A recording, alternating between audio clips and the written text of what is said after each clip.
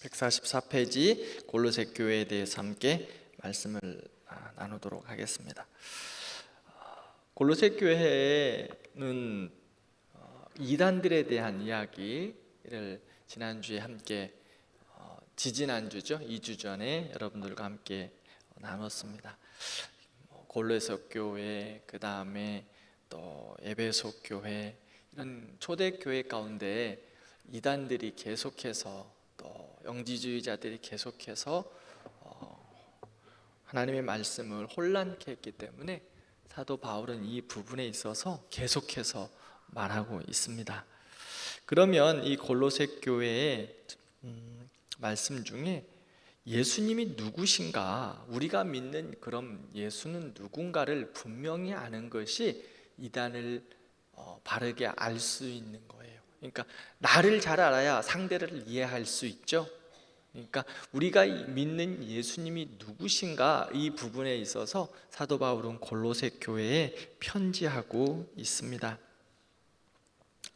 자, 예수님은 누구세요?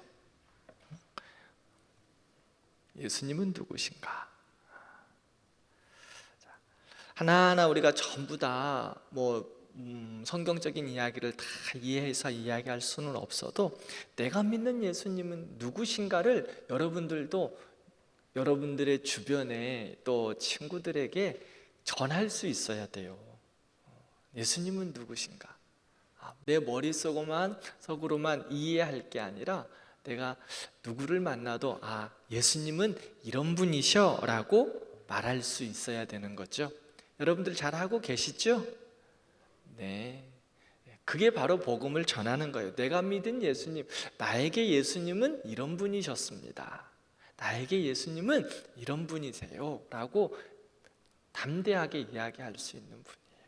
자, 오늘 그러면 바울은 골로새 교회에 예수님은 이런 분입니다, 우리가 믿는 예수님은 이런 분이십니다 라고 하나하나 소개를 하고 있어요. 자, 첫 번째 한번 전체 우리가 믿는 예수님 누구인가? 예수님은 보이지 않는 하나님의 형상이다 라고 이야기하고 있어요. 이거 너무나 깊은 의미인 것 같다라는 생각은 들지만 우리는 보이지 않는 하나님을 그러면 무엇을 통해서 볼 수 있습니까? 그렇죠. 우리는 보이지 않는 하나님을 오늘 골로새서에 보면 예수 그리스도를 통해서 하나님을 본다라고 이야기하는데, 그 하나님 예수 그리스도를 통해서 하나님을 본다. 제가 지난주에 또 설교 가운데서도 말씀을 드렸는데, 빛 되신 예수 그리스도, 그것은 바로 하나님의 말씀입니다. 그렇기 때문에 우리가 보이지 않는 하나님의 형상이신 예수 그리스도를 볼 수 있는 방법은 다른 곳에 있지 않습니다. 하나님의 말씀을 보면 우리가 예수 그리스도를 볼 수 있어요. 그는 보이지 않는 하나님의 형상입니다. 그러므로 그 형상을 보기 위해서 우리는 말씀을 통해 하나님을 보는 거예요.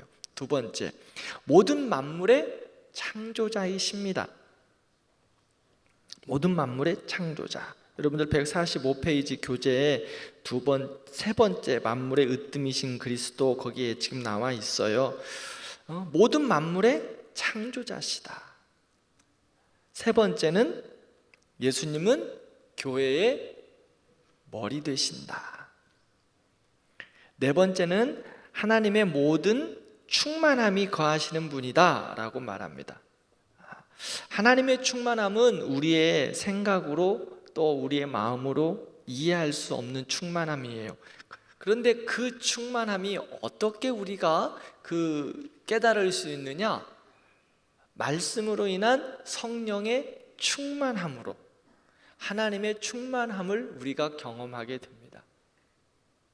성령의 충만함으로. 성령의 충만함이 예수의 충만함입니다. 말씀의 충만함이 성령의 충만함입니다. 하늘에서 불이 떨어진다, 그렇죠. 그 하늘에서 불이 떨어지는 것보다 하나님의 말씀에 불이 떨어지는 것이 더 바람직하고, 그것이 바로 더 확실한 성령 충만인 것을 꼭 기억해 주시기를 바랍니다. 그러니까 뭔가 제가 늘 이야기하는 거죠. 이한길 목사가 신비적인 것을 할 수 없어서 그러는 것이 아니라 신비적인 그 능력들은, 하나님의 기적은 하나님이 주시는 거지 어떤 사람의 능력이 있어서 주시는 것 아니라는 것을 기억해 주시기 바래요. 내가 오늘 여기서 뭐 어떤 죽은 자를 살렸다? 그게 이한길 목사의 능력이 아니에요. 하나님께서 하신 능력이에요. 그래서 어떤 기적, 어떤 뭐 큰 기사, 사람을 추종할 필요 전혀 없어요. 그러니까 사람을 따라다닐 필요는 없는 거예요. 오직 하나님의 말씀에 충만함이 있으면 돼요. 다음에 5번째, 예수님은 누구신가? 그리스도를 통하여 하나님과 화목되었다. 이 화목됐다 무슨 말씀인가 이해가 되죠? 예수님은 누구신가? 하나님과 우리 사이를 화목케 하신 분이에요. 화목케 하신 분. 우리는 죄로 인하여 완전히 갈라져 버렸는데, 하나님을 찾을 수도 없는데 하나님이 십자가로 중개자 되어 주셔서 우리의 막힌 담을 허시고 화목케 하셨어요. 6번째, 영광의 소망으로 우리 안에 거하십니다.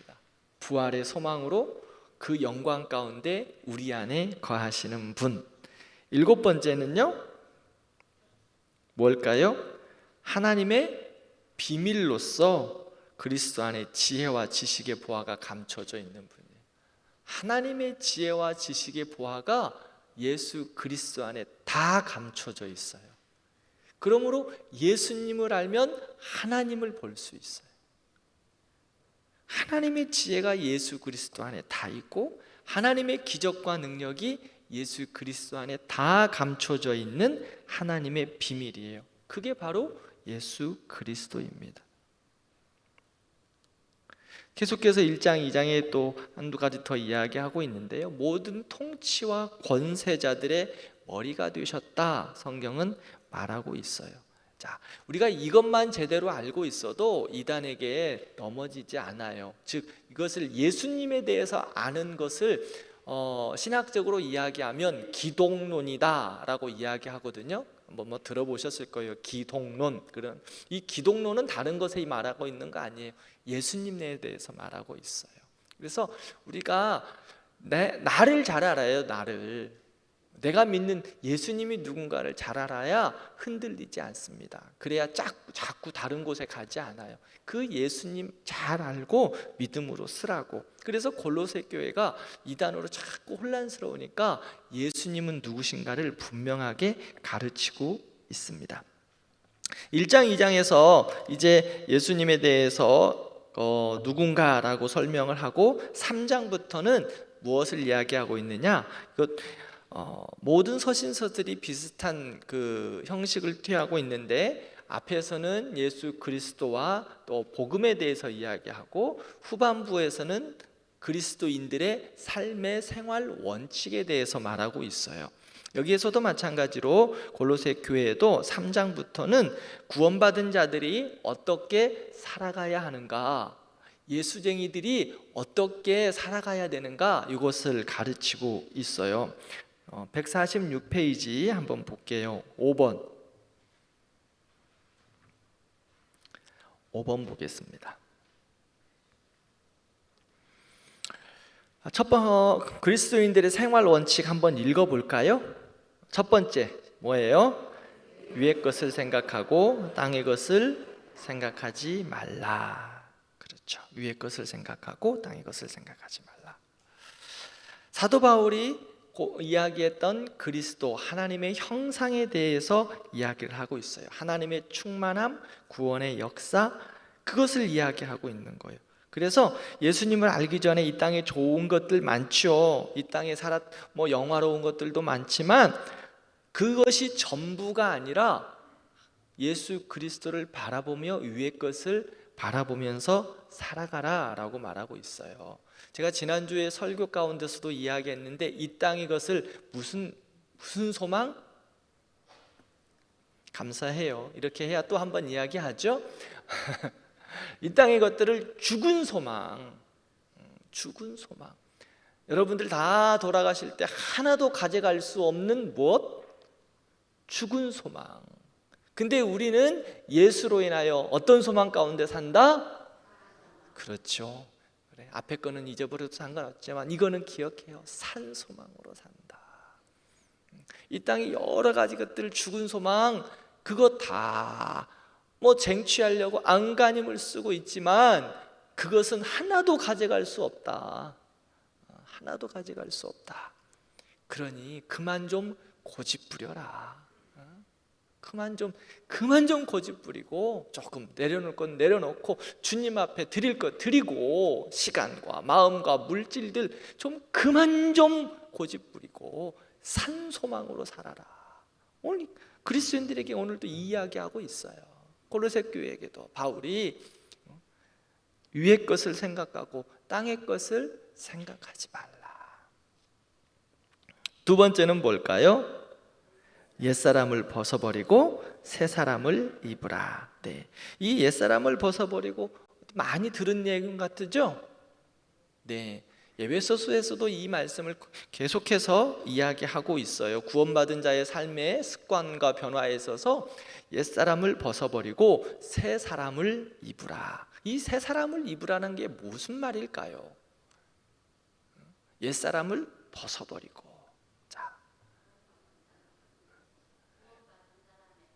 구원받은 자들의 삶, 그렇죠. 그래, 구원받은 자들의 삶에 있어서 옛사람의 생각들, 마음들, 습관들 벗어버리라는 거예요.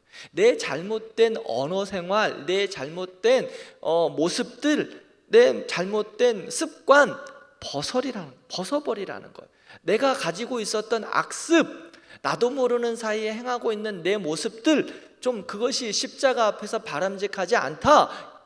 벗어버려라. 아니, 이 벗어버리라는 것은, 자 보세요, 어떻게 하는가? 벗어버려라.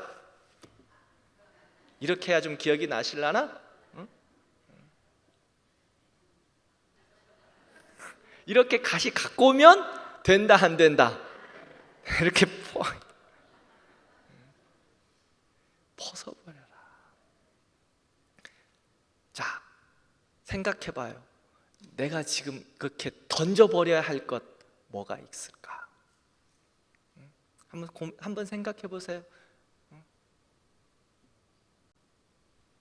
내가 지금 예수 믿고 있는데 예수 믿었어도 자꾸 지금 나를 이렇게 꼭 뭔가가 붙잡고 있는, 이건 아닌데 하고 있는 것, 그거 다 있잖아요.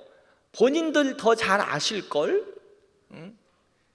가면 쓰고 있는 것, 포장하고 있는 것, 권사라고 해서 포장하고 있는 것, 집사라고 해서 포장하고 있는 것, 나 예수 믿는다고 포장하고 있는 것, 목사라고 하고 있어서 포장하고 있는 것 있잖아요. 없어요?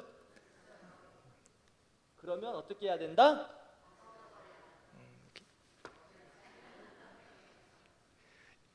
그리고 다시 주워오지 말아야 되는 거예요. 자, 뭐예요? 한번 혼자 생각해봐요. 오늘은 이거 좀 던지고 가야 되지 않을까요? 오늘 왔으니까, 오늘 또 수요예배 왔는데 또 던져버린 거 웃고만 말고 가면 너무 안타깝잖아요. 그거 뭐예요?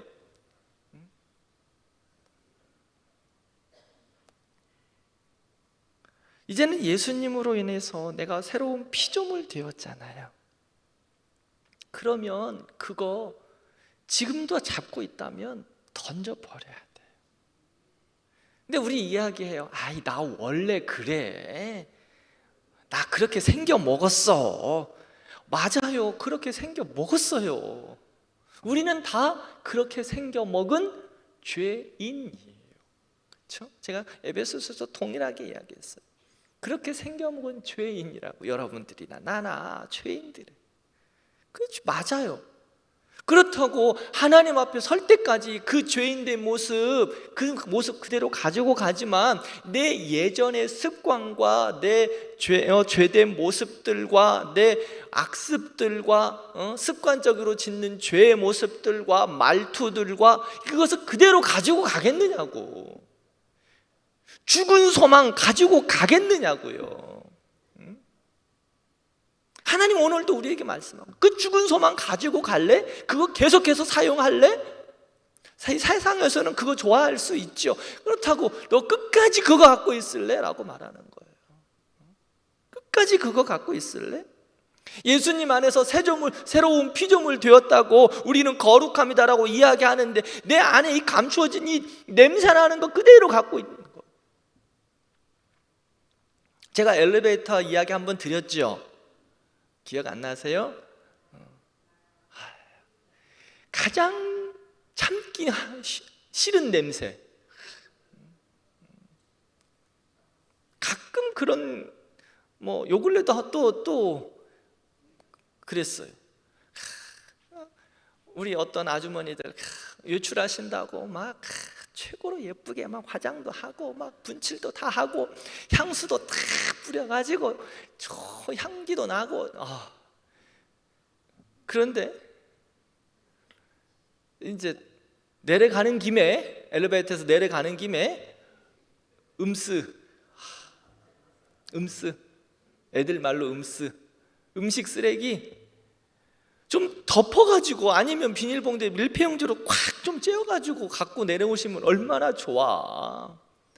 그 비닐봉다리 확 열린 거 그대로 들고 그 좋은 향수 냄새와 함께 음스가 엘리베이터 안에서 그 두 개의 냄새가 교차될 때 여러분 행복하시겠습니까? 역해요. 역해. 자,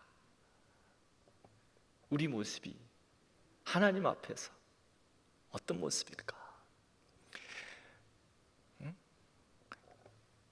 옛사람을 벗어버리지 않으면 새 사람을 그러면 우리가 새 사람으로 이제 예수 그리스도 안에서 이렇게 예쁘게 치장하고 주님 안에서 새롭게 됐어요. 그런데 손에는 뭐 들고 있어?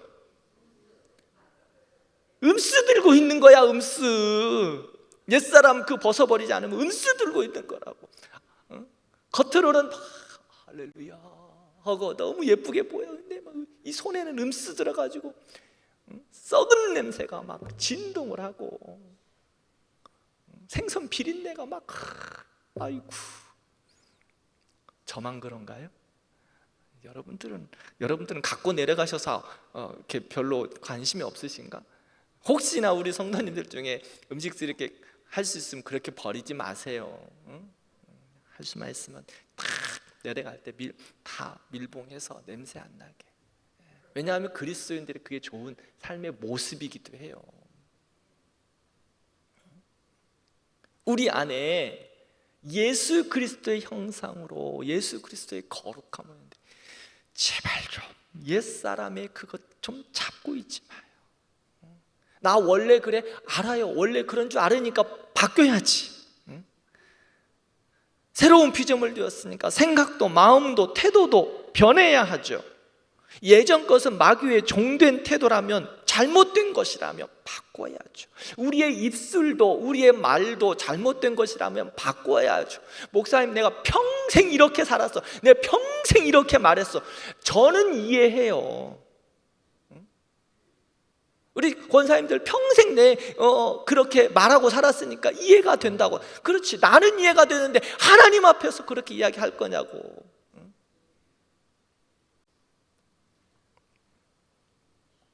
어떤 분도 이렇게, 목사님 이제 나 나이 먹었는데 진짜 이러다 죽을랍니다. 좀 그런 믿음 없는 소리 좀 하지 말고, 우리 성도님들은. 아멘. 우리 대광교회 성도들은 그런 믿음 없는 소리 좀 하지 마. 평생 하나님 앞에 설 때까지 날마다 나를 새롭게 해야 돼요. 날마다 나를. 내 몸은 후패하지만 내 영은 어떻다? 날마다 새로워져야지. 몸은 늙어가는 거 어쩔 수 없어요. 나이가 들어가는 거 어떡하겠어요. 그런데 우리의 영과 마음은 깨어서 날마다 새로워져야지. 그러면 하나님의 말씀이 나에게 다가왔어요. 그러면 바꿔야지. 회복해야지. 깨달았으면 여기서 끝나는 게 아니라 손과 발과 내 입과 모든 것이 행하려고 노력해야 되는 거예요. 이게 그리스도인들의 모습. 이게 그리스도인들의 모습이에요. 지금 사도 바울은 그렇게 이야기하고 있어요. 옛사람을 벗어버려라. 그리고 새 사람을 입으라. 그 다음에 세 번째, 그리스도인의 가정의 위계 질서. 이제 삶 속에서 하나님의 주신 가정이 천국을 이루라 라고 말하고 있어요. 천국을. 주님이 기뻐하시는 가정, 가정의 그 질서를 따라서 살아가라. 아내는 남편을 공경하고, 또 남편은 아내를 죽기까지 사랑하고. 제가 신혼 부부들 또 결혼 멘토링을 하면서 지난번에도 말씀드렸을 거예요. 이제 둘이 이야기해야 할 때 이제 신부들에게 꼭 먼저 이야기해요. 남편들 누구를 어떻게 사랑할래? 그럼 그 이야기를 해요. 그러면 뭐 여러 가지 이야기해요. 그러면 아니야. 너의 남편 된 분을 사랑하는 그 모습은, 실천은 순종이야. 남편을 사랑한다 하면서 순종하지 못하는 거 하나님의 말씀 앞에 바르지 않아. 우리는 하나님의 말씀을 따라가는 사람들. 가정을 세울 때 그러면 아내가 남편을 가장 사랑하는 표현은 순종이야. 그 순종의 구체적인 방법은 존경이다. 무슨 일이 있어도 네 남편을 존경하는 거다. 그 다음에 그러고 나면은 이제 남편들이 그 남자들이 좋아해요. 막 여기까지 입이 목사님 빨리 그 이야기 더 해주세요. 훌쩍 막 입이 쫙 벌어져요. 그러면 이제 남자들에게 제가 이야기하죠. 신랑들 친구들에게, 야, 너 좋지? 너무 좋대. 그러면 야, 그 존경과 순종을 받기 위해서는 어떻게 해야 될까?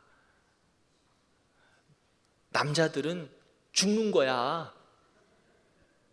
예수님이 교회를 위해서 죽는 것처럼 죽어야 돼.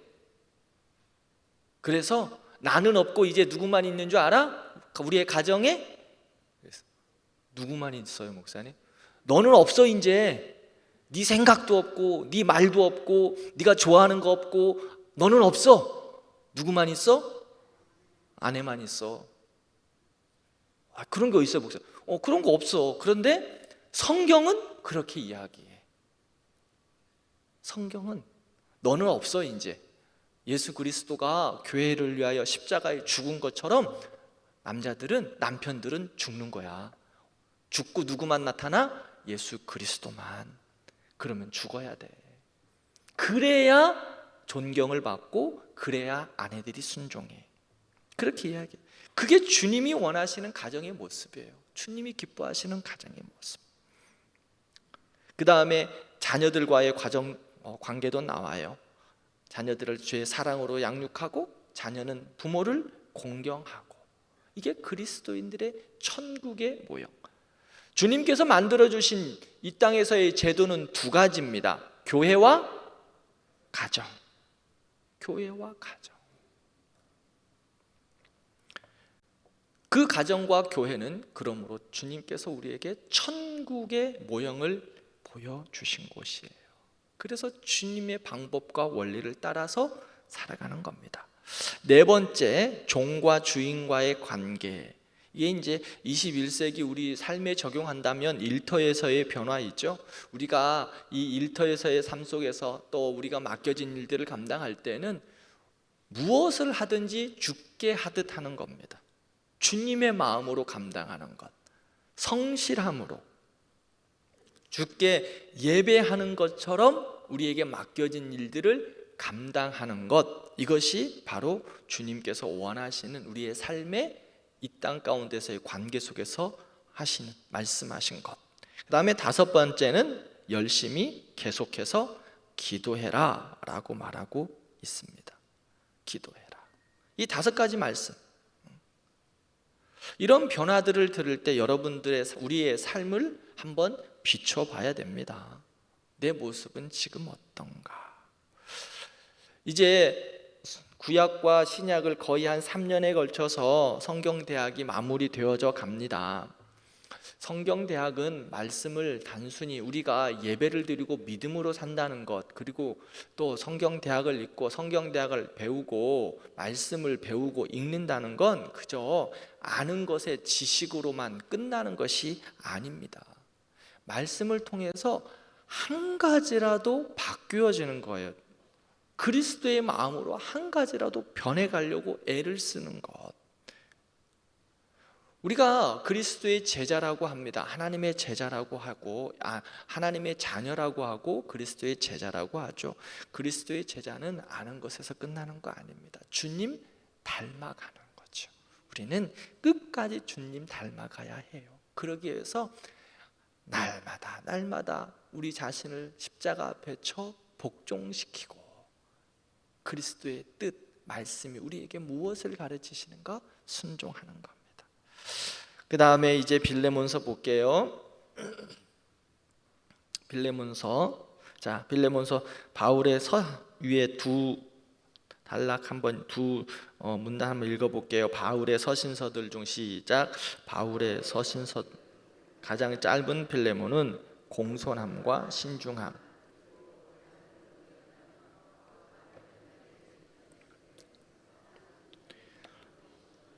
사랑의 본보기이다. 네. 빌레몬서 저자는 사도 바울이고요. 빌레몬서는 오네시모가 핵심 인물이에요. 핵심 인물. 이 빌레몬서에 대한 기록 배경을 좀 한번 볼게요. 4번. 오네시모라는 이름에 노예가 주인애가 잘못하고 도망갔어요. 오네시모가 로마로. 근데 오네시모의 주인은 누굴까요? 오늘 바울이 편지한 사람 누구? 빌레몬이에요. 그러니까 오네시모라는 사람이 있었는데 그 가정에 빌레몬이 있었는데 그 가정에 오네시모라고 하는 종이 있었어요. 그 오네시모가 도망을 갑니다. 그 당시에 도망은요, 종이 도망간다는 것은 있을 수도 없어요. 잡히면 무조건 죽음입니다. 죽음이에요. 그런데 하여튼 이제 그 오네시모가 로마까지 도망을 갔어요. 그런데 거기에서 누구를 만났어요? 바울을 만났어요. 그 오네시모가 바울을 만났습니다. 바울을 만났으면 그가 무엇을 했겠습니까? 바울이 그에게 종이었지만 복음을 전한 겁니다. 예수님 믿게 되었어요.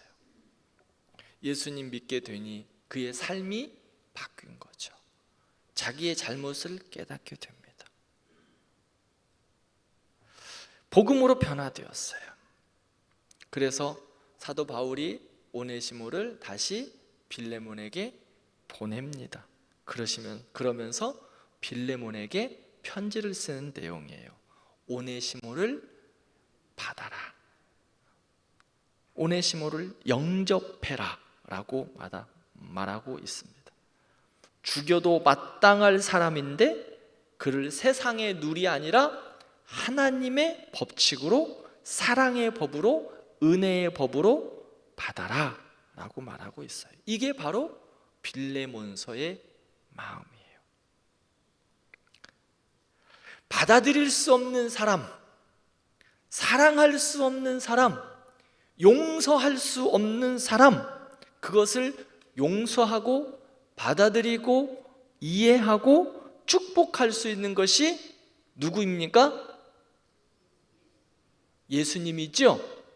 네. 그러면 우리는요? 우리는 예수 믿는 사람이고 예수님 따라 살아가는 사람들이죠? 자, 그러면 우리도 받아들일 수 없는 사랑, 이 오네시모 같이 도망간 사람, 죽여도 마땅할 사람, 사랑할 수 없는 사람, 용서할 수 없는 사람, 어떻게 해야 할까요? 죽여야죠? 때려야죠? 미워해야죠? 그게 세상의 법칙이죠? 우리도 그렇게 해야죠? 대답이 자꾸 작아져요. 어? 때로는 너무 밉고 이해가 되지 않아도 용서하고 축복해야죠. 축복이 나오지 않아요. 그러면 누구를 위하여 축복할까요? 나를 위하여 축복하는 거예요. 그 축복이 그들에게 받아들여지지 않으면 주께서 그 축복을 누구에게 주신다? 나에게. 그게 성경적인 원리라고, 주님의 원리라고요. 미워 죽겠지요. 이해하지 싫죠. 만나기도 싫고. 사랑하는 성도 여러분, 하나님 볼 때 하나님이 우리가 그런 사람이에요. 그런데 어떻게 하셨어요? 십자가로 용서해 주셨잖아요. 그러면서 너희도 그렇게 하라. 내가 행한같이 내가 너희에게 본을 보였다고 말씀하시면서 발을 씻겨줬잖아요. 너희도 그와 같이 하라고. 안 되면 좀 그 발바닥이라도 좀 따라가야 될 거 아니야, 우리가. 주님의 마음으로.